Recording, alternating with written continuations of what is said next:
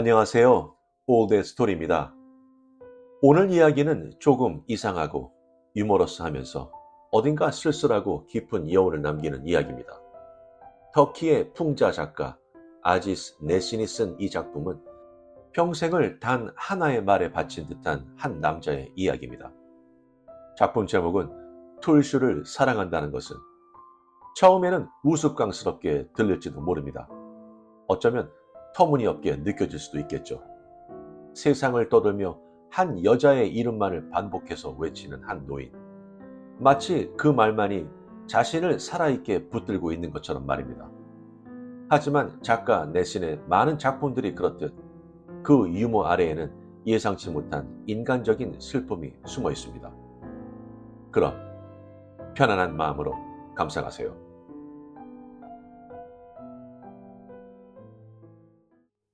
툴슈를 사랑한다는 것은. 아지스 네신. 사랑하는 비디에게 너를 사랑해 툴슈라고만 적혀있는 전보를 보고 무척 당황했으리라 믿네. 이건 또 뭐야? 툴슈는 또 누구지? 라며 투덜댔을 자네의 모습이 떠오르네. 사실 정신이 똑바로 박힌 사람이 할 짓은 아니지. 그러나 자네가 이해해주게. 전보를 칠 당시 나는 제정신이 아니었다네. 그날은 뭐랄까 마치 몽유병 환자 같았으니 말이야. 나도 모르는 사이 자네에게 전보를 쳤던 걸세. 그 전날 밤 이 지구상에서 줄곧 이방인이라는 느낌을 안고 살아왔던 나는 세계에서 복잡하기로 이름난 어느 도시에서 일주일 만에 처음으로 혼자만의 시간을 갖게 되었네. 자네 아나? 낯선 도시에서는 외로움이 더욱더 사무친다는 사실을. 외로움에 내 주위를 반고치의 상태로 딱딱하게 얼어붙는 듯했고 나는 그 안에서 간신히 나 자신을 지탱하고 있었네. 경험상 이런 정신 상태에서는 술로 의식을 잃어버리는 것 외에 별다른 방도가 없다는 것을 잘 알고 있었지. 하지만 내가 묵고 있던 호텔 주변의 값비싼 레스토랑이나 나이트클럽에는 가고 싶지 않았다네. 불먹인 탁자보 앞에 불먹인 사람들의 불먹인 대화가 아니라 구겨진 탁자보 앞에 구겨진 사람들의 구겨진 대화 속에서 오로지 나 자신과 홀로 마주하고 싶었네. 나는 호텔 옆으로 나 있는 조그만 골목으로 미끄러지듯 빨려 들어가 거대한 도시 속에서 나 자신을 잃어버렸네. 나는 종종 복잡하고 낯선 대도시에서 자신을 놓아버리곤 한다네. 뭐 두려울 게 뭐 있나. 택시만 타면 언제든지 호텔로 돌아갈 수 있는데. 골목을 헤매던 중 마음에 드는 카페 하나를 찾았네. 들어가기 전에 창문으로 안을 들여다보았지. 담배 연기가 자욱한 카페 안은 발 디딜 틈 없이 사람들로 가득하더군. 안 되겠다 싶어 돌아서려는 순간 다행히도 빈 테이블이 하나 눈에 띄더군. 계산대로 가는 길목이었기 때문에 아무도 앉지 않았던 모양일세. 난 그 자리가 마음에 들었네. 카페 안으로 들어서자 웅성거리는 대화 소리에서조차 알코올 냄새가 풀풀 풍겨 나오더군. 그 어디에도 이방인이란 느낌을 느낄 수 없더군. 웨이트레스가 셋 있었는데 지중해 햇살에 그을린 듯 황금색 피부를 한 여자가 다가와서 무엇을 주문하겠느냐고 묻더군. 나는 여러 종류의 치즈가 곁들여진 샐러드와 백포도주를 주문했지. 잠시 후 그녀는 주문한 음식과 함께 작은 유리 화병에 빨간 카네이션 한 송이를 꽂아왔네. 뜻하지 않은 기쁨에 나는 그녀에게 감사를 표했지. 화병에 꽂힌 카네이션은 관상용 카네이션처럼 꽃송이가 크지 않았다네. 하지만 아담한 꽃송이여서 자극적인 향기가 진하게 풍겼지. 나는 향기를 모조리 빨아들일 듯 꽃송이 깊숙이 코를 묶고 들이마셨네. 술을 들자 천천히 정신이 들더군. 그때 나는 문 쪽을 바라보고 있었지만 문이 열리는 것은 눈치채지 못했다네. 그런데 어느 순간 문 입구에 멀뚱히 서 있는 남자 하나가 눈에 들어오더군. 내 나이 또래쯤 되어 보이는데 그도 좀 전에 나처럼 앉을 자리를 찾고 있는 모양이었네. 남자는 잠시 카페 안을 휙 둘러보다가 나를 발견하고는 내 옆으로 다가와 이렇게 물었네. 실례하지만 합석할 수 있을까요? 물론 달갑지 않았지만 어쩌겠나? 물론이죠. 자, 사실 그 순간 나는 나의 외로움을 방해받고 싶지 않았네. 더구나 그런 사람하고는 기분이 몹시 언짢더군. 그는 내 기분에는 아랑곳하지 않고 고맙다고 말하면서 맞은편에 앉았네. 그는 내가 주문했던 여자에게 나와 똑같이 다양한 치즈를 곁들인 샐러드와 백포도주를 주문하더군. 그러고는 좀 전에 나처럼 카네이션 향기를 깊이 들이켠 다음 이렇게 말하더군. 저는 꽃송이가 크고 화려한 카네이션보다 이 꽃처럼 아담하고 향기가 진한 카네이션을 좋아합니다. 꽃송이가 큰 것은 자만심만 가득 찬 데다 향기가 없죠. 그렇지만 이것들은 모든 겸손한 것들이 그렇듯 허세 부리거나 아부하지 않죠. 그리고 향기는 또 얼마나 감미로운지. 잠시 후 그는 잔에 포도주를 가득 채운 뒤 내 쪽으로 향하며 건배라고 외치더군. 하는 수 없이 나는 내 잔을 그의 잔에 부딪히면서 건배라고 외쳤다네. 카네이션과 건배를 계기로 그와 나 사이에 말문이 트였다네. 그는 이 도시의 이방인이며 이곳에 머문 지 일주일이 되었다고 하더군. 나도 그에게 저도 그렇습니다 라고 대꾸했네. 그리고 이번에는 예의상 내가 먼저 말을 해야겠다고 생각해 그에게 무슨 일을 하느냐고 물었지.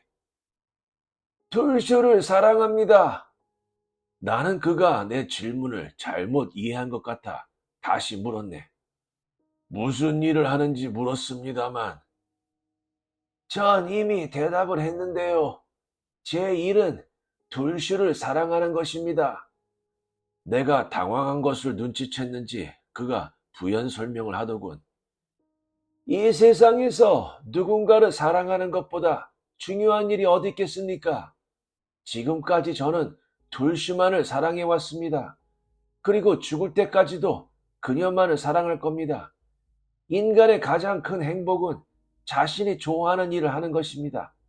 그렇지만 대부분의 사람들은 자신이 좋아하지 않는 일에 목을 매고 있죠. 자네도 알다시피 일반적으로 무슨 일을 합니까? 라고 묻는 건 직업을 알려다는 말 아닌가? 이렇게 어처구니 없을 때가 순간 그가 내 의도를 알아채기라도 한 듯 이렇게 묻더군. 일을 사랑한다는 게 무슨 뜻이죠? 그리고는 내가 뭐라 대꾸할 틈도 주지 않고 혼자 중얼거리더군. 하루는 24시간 터무니없이 짧죠. 잠잘 때조차 사랑하는 마음을 잊어서는 안 됩니다. 잠시 후 우리는 거의 비슷한 시각에 각자의 포도주를 다 비웠기에 한 병씩 더 시켰지.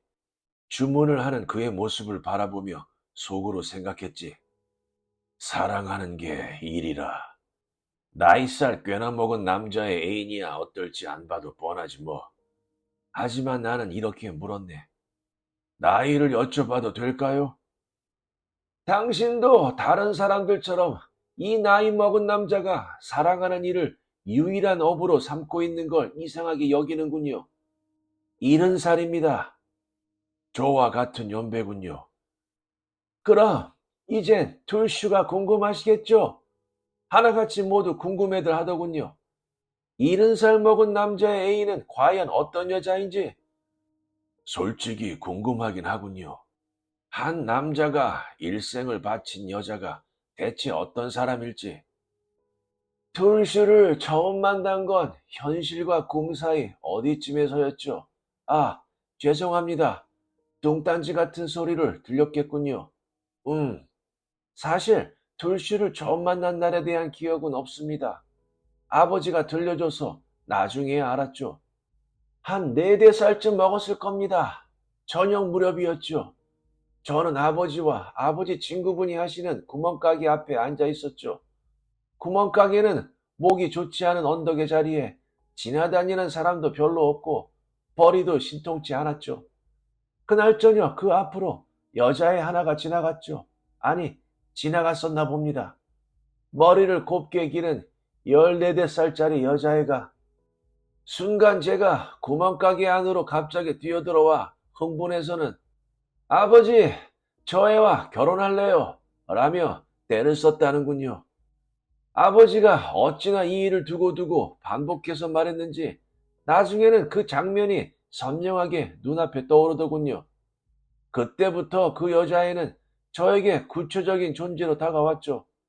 기억하지 못했던 시간을 떠올린 셈인데 마치 경험하지 않았던 시간을 경험한 느낌이라고 할까? 어쨌든 툴슈는 그때 보았던 여자입니다. 그렇다면 지금은 80살이 넘었겠군요. 예? 무슨 소리죠?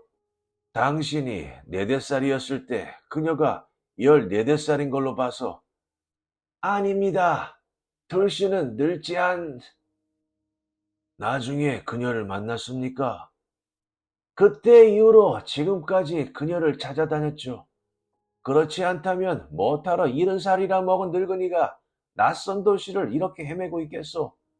제가 모르는 곳에 모르는 집에서 저를 기다리고 있는 제가 모르는 여자가 돌쇼입니다. 저는 그녀를 찾을 거라고 확신합니다.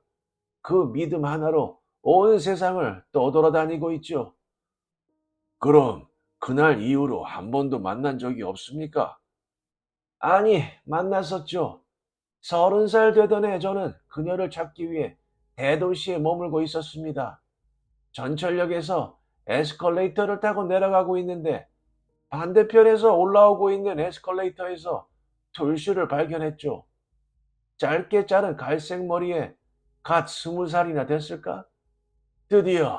드디어 만났어. 순간 마치 시간이 멈춘 듯 그 많던 사람들은 온데간데 없이 사라지고 주인은 정적에 휩싸였습니다.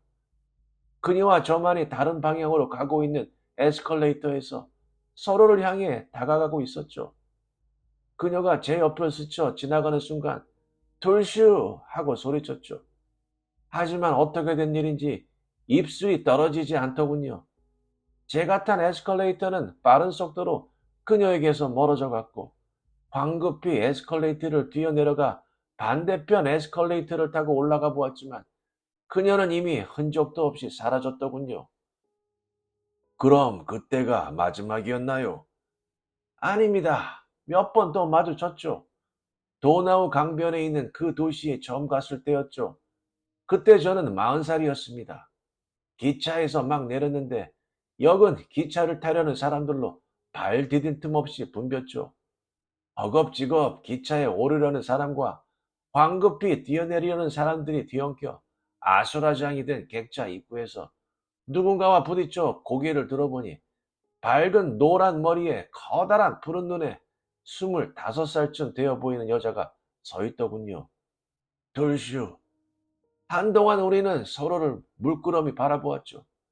그녀는 저와 부딪혔을 때 손에 들고 있던 봉지를 떨어뜨렸습니다.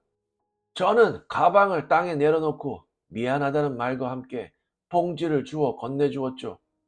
그녀는 살짝 눈웃음을 지으며 고맙다고 말한 후 옆에 있던 남자의 발장을 끼고 기차에 올라타더군요. 그 후 5, 6년쯤 지났나? 아시아의 어느 나라 버스 안에서 그녀와 다시 마주쳤죠. 내 정거장을 함께 갔죠. 그럼 서로 이야기를 주고받았습니까? 애석하게도 한마디도 나누지 못했죠. 저는 그녀의 모국어를 몰랐고 그녀 또한 자신의 모국어밖에 모르는 듯 했으니 맞다. 한 번은 남쪽의 작은 나라 수도에서 열렸던 국제회의에서 만난 적이 있습니다. 아주 짧은 시간 동안 동석을 했죠. 그녀 옆에 있던 흑인이 남편인 것 같더군요. 남편이 흑인이었습니까? 네, 둘슈도 기가 막히게 아름다운 흑인이었죠. 이번에도 역시 이야기를 나누지 못했습니까? 글쎄요, 이런 걸 이야기를 나눴다고 해야 하나, 아니라고 해야 하나. 회의가 시작되기 전 그녀가 저기 회보 중 제3호 여분 있으세요? 라고 물었는데 제게도 여분이 없어서 제 것을 건네주었죠. 그녀는 미소를 지으며 고맙다고 하더군요. 하지만 그것으로 상황 종료였죠. 어쨌든 그 이후로는 저는 이 도시 저 도시를 떠돌며 여전히 툴슈를 찾고 있습니다. 아니, 그녀를 찾지 않았습니까? 찾았다고요? 찾았다. 찾았다. 그럴 수도 있겠죠. 하지만 한순간이었죠. 마치 번개가 친 것처럼 순간 반짝이다 갑자기 사라져버리는. 매번 그녀를 찾자마자 곧 잃어버렸죠. 그런 것도 만났다고 할 수 있을까요? 그녀를 찾기 위해 지구를 몇 바퀴나 돌았는지 모릅니다. 한 번은 발칸반도 어느 나라의 수도에 있는 궁에서 툴슈를 만났죠. 30살도 안 되어 보이더군요. 그때 저는 60살이 넘었죠. 그녀는 대리석 난간에 기댄 채 두 남자 사이에 앉아 있었죠. 새빨간 술이 담겨있는 큰 잔을 손에 쥐고 있었는데 두 남자의 이야기를 듣고 웃을 때마다 빨간 술이 흔들렸죠. 그때 그녀의 머리는 붉은색이었고 눈은 짙은 검은색이었죠. 5년 전에는 전혀 생각지 않은 장소에서 툴슈를 보았죠. 항상 생각지 않았던 장소에서 만나긴 했지만 어느 군 소재지에 있는 은행에 볼 일이 있어 들어갔는데 그녀가 제 앞에서 은행원과 상담을 하고 있었죠. 초록색 눈동자에 머리는 위로 올려 묶은 채 그녀는 잠시 후 상담을 끝내고 은행에서 나가자마자 자동차를 타고 사라졌죠. 마지막으로 그녀를 만난 건 작년이었습니다. 지중해 연안의 어느 도시에 있는 모텔에서요. 그때 저는 로비의 덩굴 그늘 아래서 책을 읽고 있었는데 누군가 미안하지만 몇 시쯤 됐어요? 라고 묻는 소리에 고개를 들어보니 돌씨였습니다. 20살쯤 되어 보였고 아주 말랐더군요. 어떤 젊은이와 함께 있었는데 이제 막 해수욕을 끝내고 왔는지 팔이며 다리에 물방울이 송골송골 맺혀 있었죠. 시간을 알려주자 그녀는 엷은 미소를 지으며 고맙다고 하더군요. 그 순간 저는 심장이 멎는 줄만 알았습니다. 그 후 며칠 동안 로비를 서성였지만 다시는 그녀와 마주치지 못했죠. 이야기에 열중하느라 몰랐는데 어느새 둘 다 포도주를 다 비웠더군. 내가 한 병만 더 시키자고 하자 그도 흔쾌히 찬성하더군. 지중해 햇살에 그을린 듯 황급빛 피부를 한 여자가 포도주 한 병을 가지고 왔지. 지금까지 둘씨를 향한 나의 사랑과 열정을 이해한 사람은 아무도 없었습니다. 다들 저를 비웃고 심지어 둘씨가 있는 곳을 안다고 하면서 저를 그곳으로 보내려는 사람도 있었죠. 그들은 저를 미친 사람 취급하면서 무시했죠. 둘씨에 관한 이야기를 듣고 저는 놀리지 않은 사람은 당신이 처음이요. 그가 왠지 측은하게 보여 나는 이렇게 물었다네. 둘씨를 그토록 사랑하는 이유가 뭡니까? 이유? 이유는 아주 많죠. 우선 그녀를 찾고 있지만 찾을 수 없고 찾는다 할지라도 이루어질 수 없기 때문에 그녀를 향한 열정은 갈수록 강렬해집니다. 시간이 갈수록 열정은 점점 거세지고 어느 순간 저 자신을 불태워버릴지도 모른다는 생각에 두렵기까지 합니다. 제 가슴은 불씨들로 가득 차 있죠. 그녀에게 닿을 수 없어 제 몸 안의 불길로 제가 되어 사그라지리라는 것을 잘 알고 있습니다. 하지만 둘슈가 얼마나 좋은 여잔지, 왜 좋은 여자냐고요? 제가 사귀었던 자신들이 둘슈라고 우겼던 여자들과는 달리 그녀는 저와 다투지 않았고 다툴 만한 상황도 만들지 않았습니다. 저와의 관계에서 이익을 따지지도 않았으며 제게서 뭔가를 원하지도 않았습니다. 사랑한다는 이유로 그녀 자신과 저를 속이지 않았고 위선적이거나 가식적인 행동을 하지 않았고 음흉한 일도 벌이지 않았죠. 왜냐하면 이런 것들로 다툴 만한 시간이 없었기 때문이죠. 돌슈와의 사랑은 제게 찰나의 삶으로 남을 겁니다. 단지 번개가 치는 듯한 그 순간만큼만 그녀를 느낄 수 있죠. 이 때문에 그녀를 사랑합니다. 그리고 항상 사랑할 겁니다. 돌슈를 사랑하는 것 이외에 제가 할 일은 없습니다. 지금은 물론이고 앞으로도 영원히. 신뢰되는 질문입니다만 혹시 생계를 어떻게 이어나가시는지 수입은 있습니까? 없죠. 그렇다면 어떻게? 그녀를 생각하고 그녀를 찾는 일에 방해가 되지 않는 일들만 하면서 살아갑니다. 하지만 그녀를 사랑하는 것도 중요하지만 이것만으로는 충분치 않습니다. 제가 그녀를 사랑한다는 것을 온 세상에 알려야 합니다. 제가 돌씨를 사랑한다는 것을 모든 사람이 알아야 합니다. 이것을 설명하지 못한다면 제가 살아갈 의미가 없죠. 저는 모든 사람은 이 세상에 자신이 존재한다는 것을 자신의 방법으로 다른 사람들에게 증명해야 한다고 생각합니다. 자신의 존재 이유를 설명할 수 없는 삶은 아무 의미가 없죠. 나는 그의 말을 이해할 수가 없었다네. 그가 좀 더 명확하게 설명해 주기를 바랬지. 그래서 물었네. 그러니까 어떻게? 세상에 존재하는 사실을 단지 자신만 아는 것으로는 충분하지 않다는 거죠. 어느 누구도 자신의 힘만으로는 존재하지 못합니다. 누군가가 이 세상에 존재하고 있다면, 숨을 쉬고 살아가고 있다면 그 사실을 다른 사람들도 알아야 합니다. 그리고 그 사람이 존재한다는 사실을 아는 사람들이 많으면 많을수록 그 사람의 존재 이유는 커지죠. 사람들마다 존재하는 이유는 다릅니다. 그리고 저의 존재 이유는 툴슈를 사랑하는 일입니다. 저는 툴슈를 사랑하면서 그리고 그녀를 사랑한다는 것을 세상 사람들에게 알리면서 이 세상에 존재하고 있습니다. 그렇다면 툴슈를 사랑한다는 사실을 사람들에게 어떻게 알리십니까?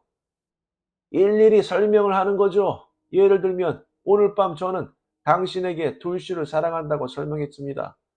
이제 당신은 제가 툴슈를 사랑한다는 것을 알고 있습니다. 이로 인해 저는 당신에게 살아 숨쉬는 구체적인 존재로 인정을 받은 셈이죠. 이런 식으로 모두에게 제가 툴슈를 사랑한다는 것을 설명하려고 합니다.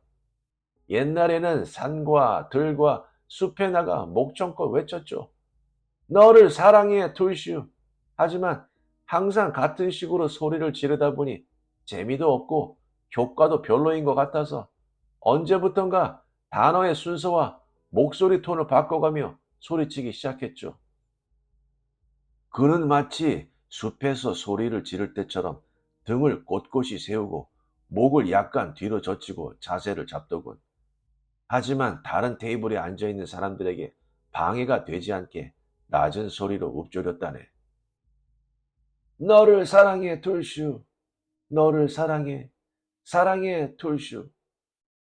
그는 잠시 후 목소리를 가다듬더니 느릿느릿 이야기를 하더군. 제 외침이 세상 구석구석까지 울려 퍼져 제가 툴슈를 사랑한다는 것을 모두가 알게 된다면 그 후에는 모든 사람들이 제가 매 순간 숨을 쉬고 살아있고 존재하고 있다는 사실도 알아주기를 바랍니다. 어떤 이유로 길거리에서, 광장에서, 인파 속에서 마치 노래를 흥얼거리듯 외치기 시작했습니다. 너를 사랑해, 툴슈. 목소리는 괜찮은 편입니까? 아니요, 아주 형편없죠. 발상도 나쁘고 고르지 못하니까 매번 외칠 때마다 서로 다른 사람이 소리치는 듯한 착각마저 들죠. 그리고 또 하나, 어딜 가든 우체국에 꼭 들러 너를 사랑해 툴슈라는 전보를 칩니다. 여유가 있으면 하루에 대여섯 번 보내기도 하죠. 아, 그럼 툴슈의 주소를 아시는군요. 무슨 소리입니까? 제가 툴슈의 주소를 무슨 수로 알겠습니까? 그냥 대강 아무 주소나 적어서 보내는 거지. 수신인이 정확하지 않으면 전보가 당신에게 되돌아올 텐데요. 그렇겠죠. 그렇지만 제게는 안 와요. 제 주소도 대강 쓰거든요. 여러 번 머물렀던 도시의 우체국에서는 저를 알아보기 때문에 변두리 우체국에서 전보를 칩니다. 그리고 놀라면 좀 어떻습니까? 그들도 이제 제가 돌슈를 사랑한다는 것을 알게 된 것만으로도 충분합니다. 제가 돌슈를 사랑한다는 것을 아는 사람들이 많으면 많을수록 제 존재 이유도 그만큼 커지는 거니까. 언제부턴가 카페의 테이블이 하나둘씩 비어갔고 우리는 자정이 넘어서야 자리를 일어섰지. 머릿속이 빙빙 돌고 비틀거리긴 했지만 무슨 이야기를 했는지 모를 정도로 취하진 않았다네. 나흘째 오후에 한두 시간 문화광장에 나가고 있습니다. 혹시 내일 거기로 오시면. 거기서 뭘 하는데요? 목소리가 잠들 때까지 너를 사랑해 돌슈라고 소리칩니다. 좀 전에 제가 무슨 일을 하는지 물어보셨죠? 언제부턴가 이게 제 일이 되어버렸습니다. 이 일을 어떻게 시작했는지 들려드리죠. 그날 돌슈에게 마지막 전보를 치고 나니 주머니에 한 푼도 없더군요. 할 일 없이 여기저기 돌아다니다가 어떻게 하다 보니 문화광장에 가게 되었습니다. 벌써 가보셨는지 모르겠지만 아주 재미있는 곳이죠. 광장에선 각양각색의 사람들이 너나 할 것 없이 자신의 장기나 묘기를 보여줍니다. 어떤 사람은 작은 개 서너 마리에 고개를 하고 어떤 사람은 혼자 악기 4-5개를 연주하며 콘서트를 합니다. 한 사람은 노래를 부르고 한 사람은 악기를 연주하는 듀엣도 있죠. 원하는 사람이 있으면 그 자리에서 캐리케처를 그려주는 사람도 있습니다. 남녀 둘이 팬토마임도 하고 어떤 남자는 칼을 삼켰다가 다시 끄집어내는 묘기도 보여주죠. 이유리 조각 위에 누워서 자신의 배 위로 건강한 남자 5명을 올라오게 하는 사람도 있고 수염을 길게 기르는 어떤 남자는 색분필로 바닥에 그림을 그립니다. 특히 원숭이 5마리로 고개를 하는 사람은 매번 우레와 같은 갈채를 받더군요. 작은 상자로 만든 조그만 무대에서 인형극을 하는 사람도 있고 얼마나 볼거리가 많고 사람들은 또 어찌나 바글바글 하던지 어쨌든 흥미로운 공연 주위에 사람들이 많이 모이더군요. 장기나 고개가 끝나면 구경을 하는 사람들 중에 몇몇은 앞에 놓인 상자에 돈을 던지더군요. 어떤 사람 앞에는 돈이 수북히 쌓이기도 하고요. 문화광장은 아주 환상적인 곳입니다. 제게는 특히 더더욱 돌슈를 사랑하고 있다는 사실을 큰 소리로 널리 알릴 수 있는 가장 좋은 장소죠. 어느 날 저도 큰맘 먹고 광장 한 구석에서 소리치기 시작했습니다. 돌슈를 얼마나 그리워하고 또 얼마나 사랑하는지 목이 터져라 외쳤습니다. 사실 그때만 해도 제 주위의 사람들이 모일이라고는 꿈도 꾸지 않았습니다. 그런데 의외로 많은 사람들이 몰려들었죠. 야유를 보내거나 비아냥거리는 사람도 있었지만 제 이야기를 끝까지 말없이 듣는 사람도 꽤 있더군요. 저는 목이 쉬어 더 이상 한마디도 할 수 없을 때까지 소리쳤죠. 입을 다물자 사방에서 동전이 날아들었죠. 전혀 예상치 못했던 일이었습니다. 저는 그 길로 즉시 우체국으로 달려가 돌슈에게 전보를 쳤습니다. 그날 이후로 매일 오후에 광장에 간답니다. 궁금하시면 내일 한번 들르시죠. 택시에 올라타서 운전사에게 호텔 이름까지 말한 건 기억이 나는데 그 다음은 전혀 생각이 나지 않네. 생각했던 것보다 많이 취했던 모양이야. 다음날 아침이 되자 너무 늦게 일어나서 그런지 전날 밤 일이 꿈결처럼 느껴지더군. 하지만 어쨌든 그날 오후에 문화광장을 찾아갔다네. 정말 남자가 얘기한 대로 굉장히 흥미로운 곳이더군. 입으로 불을 내뿜는 사람, 뱀으로 고개를 하는 사람, 큰 세상 속에 있는 비둘기로 공중제비 고개를 보여주는 사람, 5분 만에 조상아를 그리는 사람, 한동안 이리 기웃 저리 기웃하며 그 사이를 돌아다니다 마침내 그를 발견했지. 전날 말한 대로 광장 한 구석에 자리를 잡고 있더군. 너를 사랑해 둘시우라는 고함 소리를 듣지 못했다면 쉽게 찾지 못했을 거야. 꽤 많은 사람들이 그를 동그랗게 둘러싸고 있더군. 나는 어깨를 들이밀며 인파 속으로 들어갔다네. 그가 나를 알아볼 거라고는 전혀 생각하지 않았다네. 간신히 자리를 잡고 그를 바라봤을 때 그는 눈을 감고 고함을 지르고 있었네. 그의 목소리는 정말 형편없더군. 누군가 지금 당장 가슴을 후비기라도 하듯 고통에 가득 찬 고함을 지르며 중간중간 신음도 내더군. 주위를 둘러보니 여자, 남자, 노인, 젊은 사람 가릴 것 없이 각양각색의 사람들이 와글와글 하더군. 어떤 사람은 녹음기로 그의 고함 소리를 녹음까지 하더군. 전날 그가 말했던 것처럼 비웃거나 야유를 보내는 사람을 비롯해서 심지어 돌을 던지는 사람까지 있었네. 다행히 옆에 있던 사람들이 그 사람을 저지하기는 했지만 정말 난장판이 따로 없었네. 그날 그의 고함을 녹음하지 못한 게 정말 아쉽네. 몇몇은 그가 고함치는 말들을 열심히 적기도 하더군. 순간 나도 노트를 꺼내 정신없이 적기 시작했다네. 띄엄띄엄 적은 내용은 대강 이러하네. 이보시오, 내 말을 들어보시오. 내가 둘씨를 사랑한다는 것을 듣고 알아주시오. 단 한 사람도 내 이야기를 흘려들어서는 안 돼요. 귀머거리도 듣고 알아주시오. 젖먹이는 여자의 모유가 꽉 찬 가슴도 들으시오. 서로 사랑하는 사람들의 들끓는 피와 새로 태어난 아기의 혈관에 있는 피도 들으시오. 서로 사랑하는 사람들이 처음으로 상대방을 만지는 그 손가락도, 처음으로 키스하는 입술들도 들으시오. 욕구 불만에 차 있는 사람들도 들으시오. 그리고 역사, 시간, 지리도 내 이야기를 듣고 알아주시오. 내가 툴슈를 사랑한다는 것을. 그의 고함에는 언어를 습득하기 이전 원시시대 사람의 아픔이 담겨 있었다네. 수십만 년 전의 사람들도, 그리고 수십만 년 전 이후의 사람들도 가슴의 고통을 느꼈다면 그렇게 소리쳐 말했을 걸세. 그곳에 모인 대부분의 사람들은 그의 언어를 알아듣지 못했지만 그래도 주의 깊게 듣고 있었다네. 어떻게 보면 그들이 귀 기울여 듣고 있는 것은 말이 아니라 소리였을지도 모르지. 날 것의 고통을, 그리움을, 열정을 듣고 있는 게지.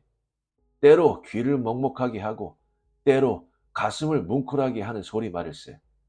그는 어떤 때는 굵은 목소리로, 어떤 때는 울다가 목이 메어 쉰 목소리로, 쉬어서 더 이상 목소리가 나오지 않을 때는 속삭이며, 속삭일 수조차 없으면 입술을 움직이며 말했지. 너를 사랑해, 둘슈라고. 그 순간 나는 이렇게 많은 사람들이 무슨 이유로 이 원시적인 고함에 관심을 갖는지 생각해 보았다네. 남녀노소 할 것 없이 모두 다 너를 사랑해 둘슈라고 소리치고 싶지만 남자처럼 마음 깊은 곳에서 용기가 나지 않아 저렇게 소리치는 남자에게 자신의 감정을 이입하는 것은 아닐까. 어쩌면 그는 우리 대신 둘슈를 사랑한다고 외치고 있었는지도 모르지. 결국 그는 쓰러졌네. 널브러져 있는 그 앞에 동전을 놓고 사람들은 흩어졌네. 그는 한동안 그렇게 누워 있었지. 지금 생각해보면 그가 한 것은 연극이 아니었나 생각되네. 광장에서 재주를 부리는 다른 사람들처럼 그도 연극을 하고 있었던 게 아닐까? 그는 잠시 후 몸을 추스리고 일어났네. 순간 그가 나를 알아보았지. 우리는 서로 인사를 나누었네. 바닥에 떨어진 돈을 집어든 후에 그가 말하더군. 자, 이제 우체국에 가서 둘슈에게 전보를 칩시다. 그와 함께 우체국으로 가는 길에 전보를 치고 다시 광장으로 돌아와 고함을 칠 건지 물었네. 그는 하루에 한 번만 한다고 하더군. 매일 같은 말을 합니까? 아닙니다. 전 배우가 아니니까요. 우리의 삶은 매 순간 변하죠. 소리와 말도 시간에 따라 변하고. 우체국에 도착하자 남자는 70살이라고는 믿기지 않을 정도로 힘차게 계단을 뛰어 올라가더군. 몹시 흥분해 보이더군. 그는 창고에서 전보 용지를 받아와 홀을 두리번거리다가 빈 탁자를 찾아 앉았네. 옆에 앉아서 들여다보니 그가 종이에 너를 사랑해 툴슈라고 쓰고는 아무 주소나 되는 대로 적더군. 전보를 접수하는 창구 직원이 옆자리에 앉아있는 동료에게 눈짓으로 그를 가리키면서 입술을 실룩대더군. 그를 아는 모양이었네. 그렇지만 전보는 접수하더군. 우체국에서 나오자 그가 다소 진정된 목소리로 말하더군. 이제 다른 우체국에 들러 전보를 몇 통 더 친 후 이 도시를 떠날 겁니다. 어디로 가실 거죠? 툴씨를 찾을 수 있는 곳으로. 우리는 악수를 하고 헤어졌다네. 한동안 그의 뒷모습을 물끄러미 바라보았지. 내가 내 시선을 느꼈는지 가다 말고 돌아서서 나를 향해 손을 흔들었네. 나도 그에게 손을 흔들어 주었지. 그가 사라진 후 나는 우체국으로 다시 들어갔네. 창구에서 전보 용지를 받아와 너를 사랑해 둘슈라고 적었네. 그나저나 이 전보를 누구에게 보내지? 그때 갑자기 자네가 떠올랐네. 자네의 주소를 적은 후 창구 직원에게 건네주었지. 사랑하는 BD, 내 전보를 받고 영문을 알 수 없어 무척 놀랐을 걸세. 이해해 주게, 진구.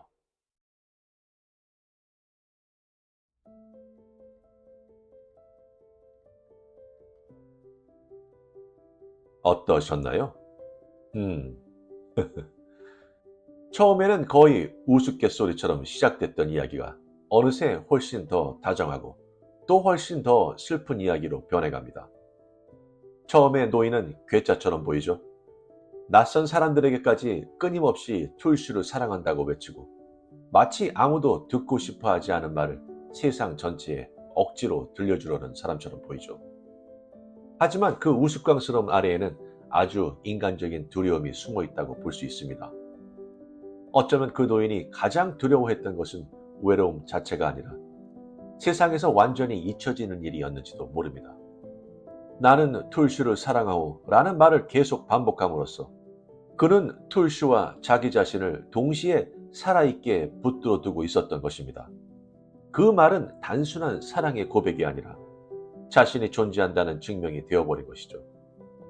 아지스 내시는 유머 속에 슬픔을 숨기는 데 탁월한 작가였습니다.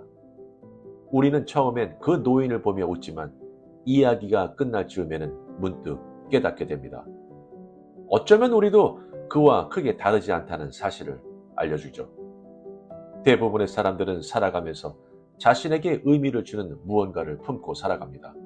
어떤 기억, 잃어버린 사랑, 이루지 못한 꿈, 후회, 혹은 그저 하루를 버티기 위해 마음속으로 반복하는 한마디 같은 것 말입니다. 툴슈가 실제 인물이었는지는 어쩌면 더 이상 중요하지 않을지도 모릅니다. 중요한 것은 그녀를 사랑한다는 마음이 그 노인에게 계속 살아갈 이유를 주었다는 사실입니다. 그렇지 않았다면 세상은 아마 그를 너무 쉽게 잊어버렸을 테니까요. 그렇다면 여러분께서는 사람이 자신의 삶의 의미를 느끼기 위해서는 무언가 혹은 누군가의 마음을 바쳐야 한다고 생각하시나요? 여러분의 생각을 댓글로 알려주세요. 구독과 좋아요는 영상 제작에 많은 힘이 됩니다. 감사합니다.